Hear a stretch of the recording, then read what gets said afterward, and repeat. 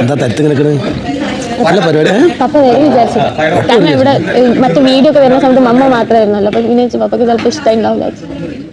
അപ്പൊ ഇഷ്ടാവില്ല എന്നുള്ള എനിക്കറിയാം. പിന്നെ അന്ന ഇഷ്ടമാണ് കോകിന്റെ മോളല്ലേ.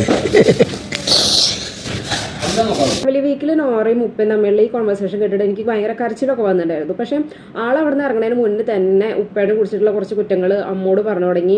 അതുപോലെ തന്നെ അവർ ഇറങ്ങിയതിന് ശേഷം ഉപ്പ പറഞ്ഞതൊക്കെ തെറ്റായിരുന്നു, ഞാൻ പറഞ്ഞതാണ് ശരിയെന്ന് പ്രേക്ഷകരുടെ അടുത്ത് വന്നിട്ട് ക്യാമറയിലും പറയുന്നുണ്ടായിരുന്നു. ഇതെന്നെ കുറച്ച് നാളായിട്ട് ഇങ്ങനെ പറഞ്ഞുകൊണ്ടിരിക്കുന്നത്. അതായത് പോയതിനു ശേഷം ആൾ പറഞ്ഞൊക്കെ തെറ്റാന്നുള്ള രീതിയിൽ ഉപ്പ് വിചാരിക്കണം ഏത് നേരത്താണോ ഞാൻ അതിൻ്റെ ഉള്ളിൽ കയറി പോയെന്ന് വിചാരിക്കുന്നുണ്ടാവും. പാവം മനുഷ്യട്ടാ.